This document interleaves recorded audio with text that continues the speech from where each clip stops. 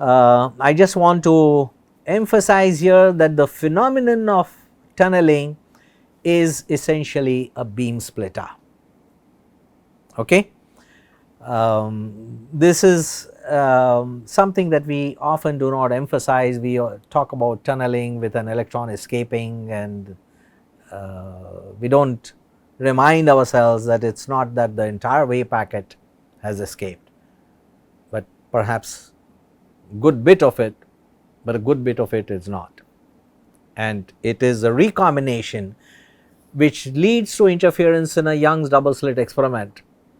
There the wave packet goes through two different paths which generates path differences and corresponding phase differences. And when these two alternative paths recombine, and they may recombine in phase or out of phase, generating either constructive interference or destructive interference. So, that is the kind of phenomenon that we are seeing. But here the important thing is that what is conserved is the canonical momentum and not the kinetic momentum. Okay, the kinetic momentum is only a part of the canonical momentum. You have got an electron in the field of a vector potential A, and its canonical momentum is the sum of the kinetic momentum and the vector potential E times A. How do you know this is correct? You get it by constructing the Lagrangian for the charged particle in an electromagnetic field, and if this Lagrangian gives you the correct equation of motion, then you have the confidence that this is the right Lagrangian, and indeed it gives you the correct Lorentz force experienced by a charged particle, which we know even from high school that it is charge times what is it, E plus V cross B, right, Q into E plus V cross B. We get that relationship, we can convince ourselves that we get it by using the canonical momentum to be the partial derivative of the Lagrangian with respect to the generalized velocity, and it is this which is conserved, not the kinetic momentum. Now, this is important because if it is conserved, then it must be the same at all times, all values of time. So, whatever value this canonical momentum has at the instant of birth of the tunneled wave packet, that value is going to survive. It cannot change because this is the canonical momentum, this is the conserved quantity, and the value that it has at the instant of birth, which is t0, is going to be the same at t going to infinity, and we know that A is 0 at t infinity. We also know that the kinetic momentum is 0 at t0, which means that the drift momentum is completely determined by the vector potential at t0. And this is the reason you can have many different drift velocities. You can have many different drift velocities, but all that the phase of A, which is a time dependent vector, is it is preserved as a signature in this, and it is with this signature that the wave packet which has escaped, or part of the wave packet which has escaped, it preserves this information throughout its life, which is its journey as it gets accelerated by the driving field, and then it becomes a part of the returning wave packet, recombines, generates attosecond pulses, and it is completely determined by the instant t0, which is a fraction of the optical cycle when the tunneling takes place, when the tunnel ionization takes place. So, its momentum, kinetic energy is completely determined by this. And there is a nice article by Paulus and Bohr. Sir, Yes? just go to the previous slide. Yeah? Sir, the vector potential is actually dependent on the laser field which is driving the whole process. So at t0, won't it be like A is supposed to be a constant differ? It will have a specific value, and that value of the vector potential is what determines the drift velocity. It will also that is precisely what controls the phase, and that phase is a signature which the wave packet which has escaped preserves with it. Okay, it has that information throughout its life as it goes in Corkum step number 2, travels, then becomes a returning wave packet and recombines. So that phase, that particular instant of time, that information, whatever phase the vector field had, is preserved, and if it were not for this, you would not get coherence. So you really need that. So if at T0 you have multiple wave packets ejected, if then Yeah, so all will have the same momentum. yes, yes. So if we are So confident about the P drift momentum, yes, so we have to be very uncertain about the position of the electron, right? According to the Heisenberg's uncertainty. no, that is not of much importance here, because you are interested in phase relationships.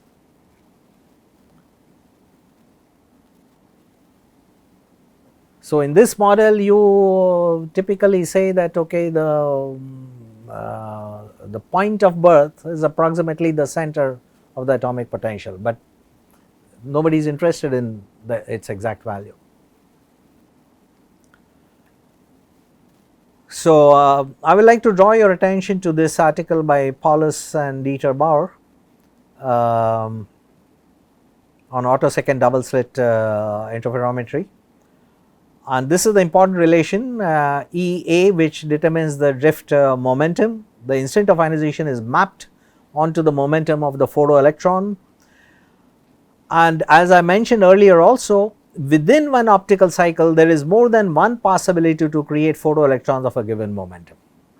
Okay? So there are different possibilities there, and we are talking about generation in a few cycle laser pulses.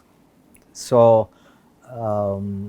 by few cycle laser pulses they really are talking about 2 or less optical cycles. So I do not know how hard it is to generate these, maybe Shiva can tell us, but that is the kind of thing that they are using, just a few cycle pulses.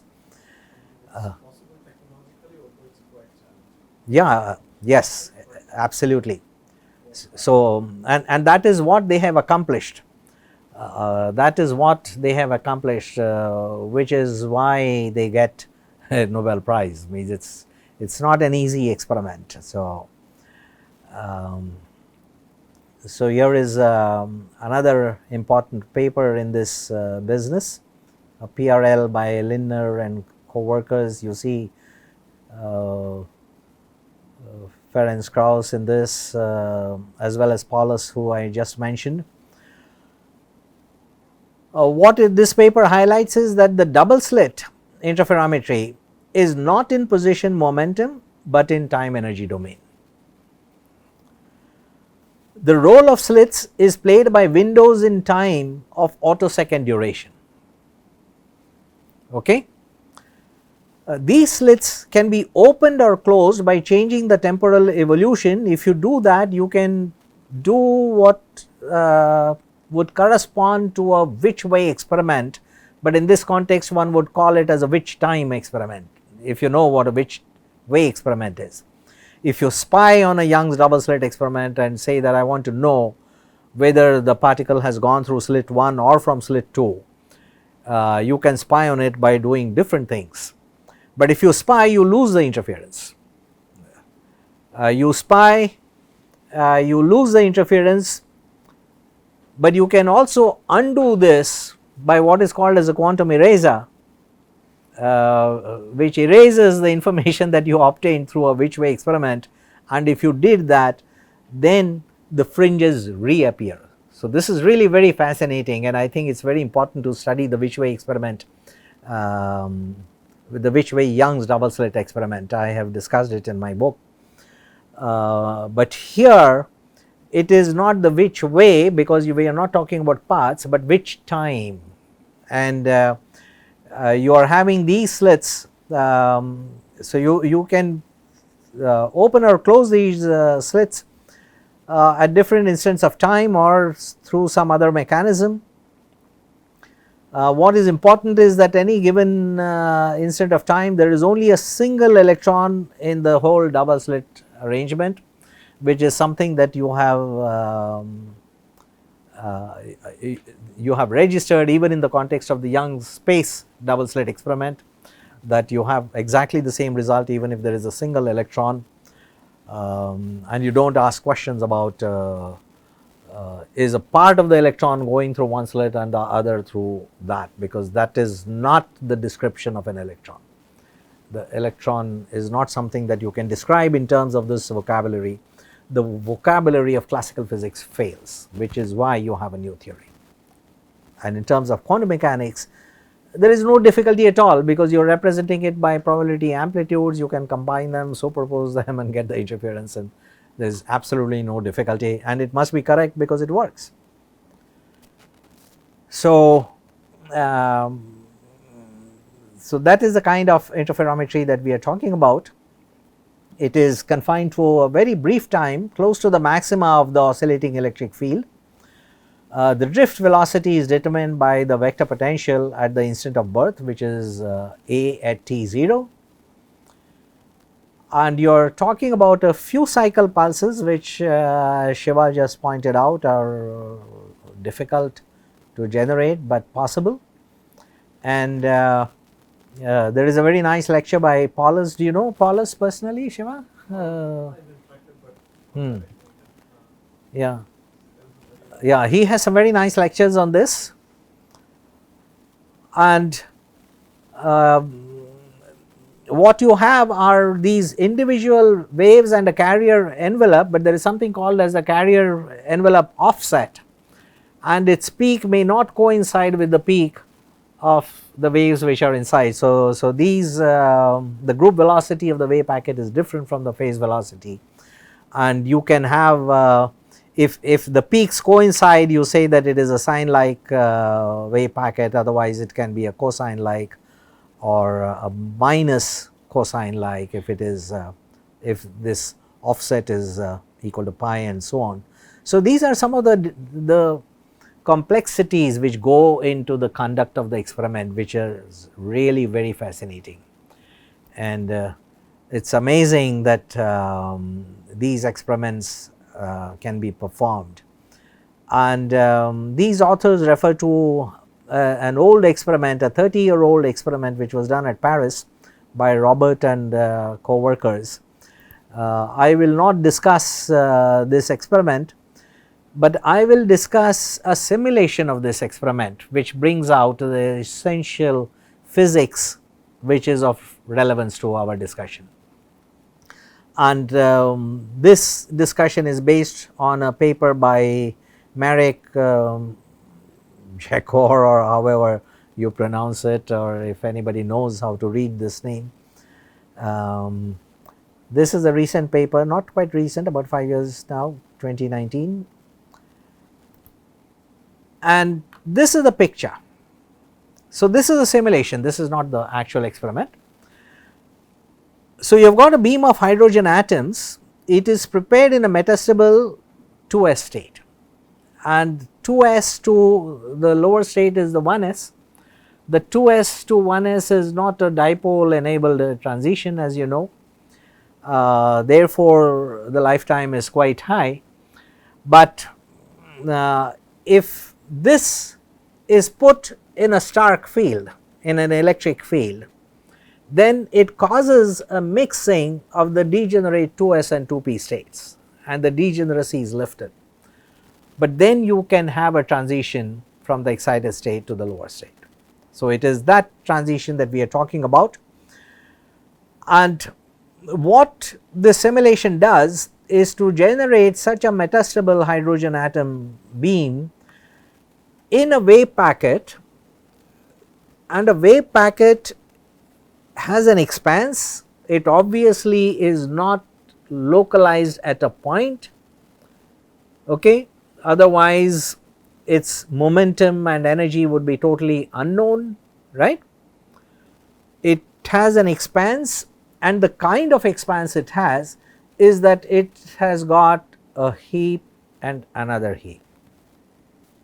So, this is called as a two peaked center of mass wave packet. You get the idea now?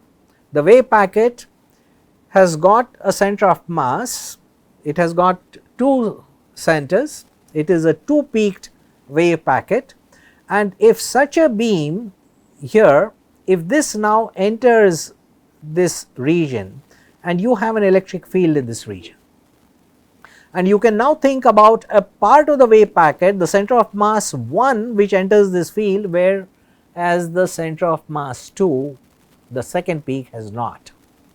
And you can have a transition from the first peak which can eventually interfere with the transition from the second peak which is entering at a later instant of time. So, this is time domain interferometry, and this is the kind of phenomenon which is taking place in our Corkum 3-step model. So, you have got tunneling is a beam splitter, it generates a wave packet having one center of mass, another center of mass stays inside the parent atom, and then this has its own travel, it makes a round trip through step 2 and the returning wave packet, and then recombines. And this is a nice simulation. So, I asked 2 of my students at IIT Tirupati to study this problem. They have done a good job at it. I will show you the result. So, essentially your vector space is 12 dimensional in this model. There are 3 center of mass vectors, 2 corresponding to the radiation field, one in which there is no photon, another in which there is a single photon. So, there are 2 states, and then 2 states of the atom, which is the ground state and the excited state. So, 3 into 2 into 2. So, that is your vector has got 12 components, which is the minimum basis. And the question you are raising, which is the signature of time domain interferometry, is the following, that if the initial state psi 0 is this is the radiation field. So, this is in the state 0, there is no photon, it is a tensor product of this with a superposition of the wave packet having a center of mass 1 and another center of mass 2, but the superposition also has got this phase factor e to the I phi. So, the question that we are asking is that when you have a photon which is emitted through this de-excitation, is phi relevant at all? Phi is a phase, okay, and if it is, then it is a signature of quantum interference of quantum superposition, okay. And in fact, it certainly is. So, you have got basis which is 12 dimensional, and you can write a model Hamiltonian. This is like a toy Hamiltonian. The actual representation of this process is extremely complicated. I will be discussing some of these complexities in the next few lectures tomorrow and day after, but this is a toy model. So, you have got 12 rows in this column vector which represents the state of the electron that we are talking about. The initial state has a superposition over here in these 2 center of mass states along with the phase factor phi, and then if the system evolves into one which has got a different representation in terms of the 12 rows in the column matrix, then these figures, which have been plotted by my student Tushar from IIT Tirupati, he is still working on this project. It is not completed as yet. We are still doing some residual work.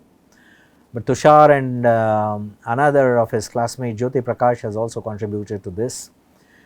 So, the figure at the top shows the time dependence of probability for a fixed angle phi at different times, and the lower figure shows the probability as a function of phase at a particular time. So, the phase is the independent variable here in the lower figure, and you see that there are maxima and minima showing the interference. So, this is these are from IIT Tirupati, very bright kids, and they have really done excellent work, both Tushar and Jyoti Prakash. So, this is my last slide. Basically what I wanted to emphasize in this is that in this entire business of high order harmonic which are generated in the 3-step model, first observed by Anna Lewiller, in which she observed that ions which are not just singly charged ions, but even doubly charged ions and triply charged ions and even quadruply charged ions is what she saw. And the probability of generation of those multiply charged ions, it is not possible to explain it using perturbation theory. So, it is a non-perturbative phenomenon.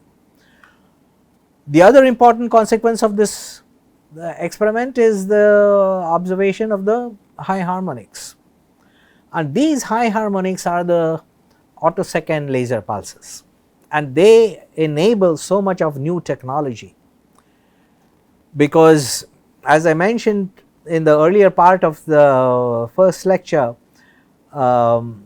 you can now study ultra fast processes.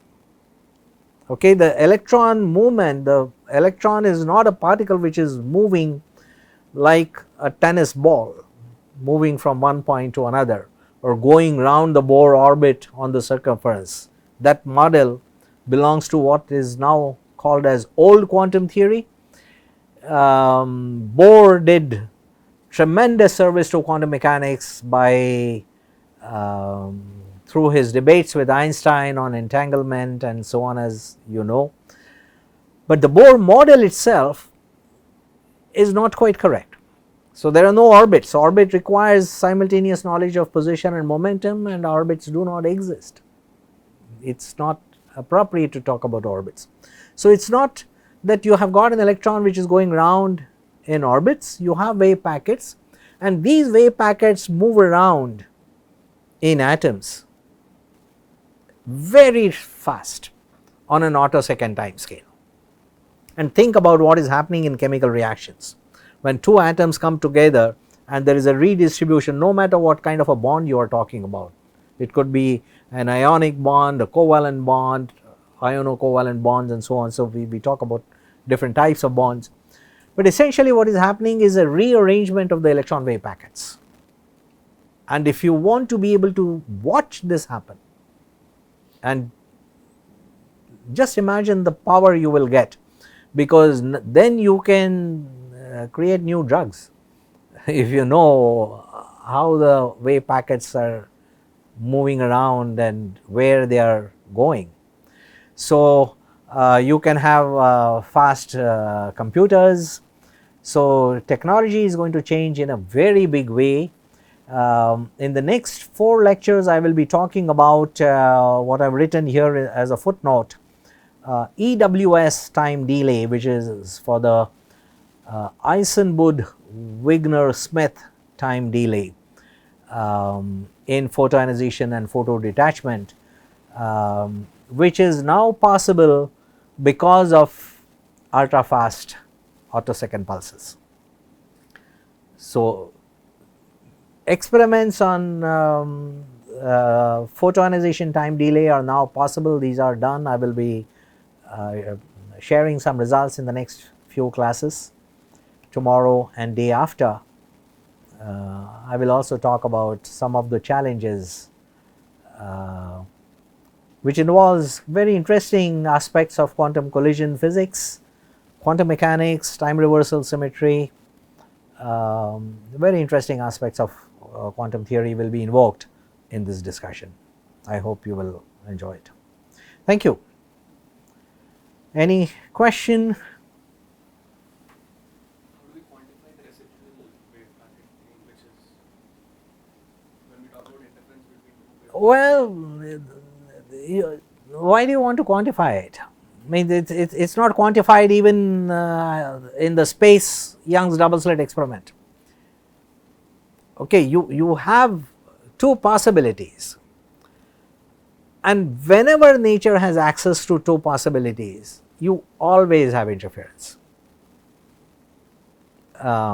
It may not be dramatic and it may not affect you. You may not be interested in it.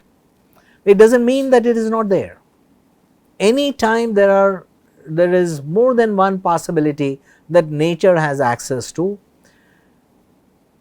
in principle nature will access every possibility. And in the context of the Young's double slit experiment in space, I always point out that if you have an electron wave packet which is split at the two slits, and one part which goes through slit 1 meets some other obstacle, it can be some dirt in the apparatus, it gets scattered by this dirt in some other direction, it goes all the way to Mars or to some other Milky Way, some other galaxy, and then gets scattered over there and comes back, and through this second slit it goes back and recombines. You must take into account all of these possibilities. These are infinite possibilities. This is what Feynman talks about in his path integral approach to quantum mechanics, that you have to sum over all infinite histories, and it becomes irrelevant to talk about what is the speed at which this would have traveled if it goes to some other galaxy, how long will it take, that galaxy is 250 million light years away. You do not talk about speeds if you are talking about the paths, because the two are not simultaneously knowable. So, you do not even ask that question. But you have to consider all of this, and what is important is the amplitudes interfere, and that is the only thing that is of importance.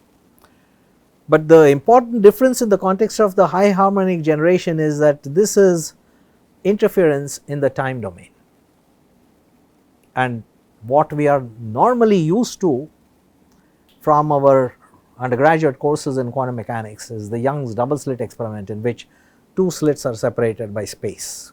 So, that is an important difference, but the net effect of superposition is still the same, and it is important because it preserves certain phase relationships which are important for the laser action.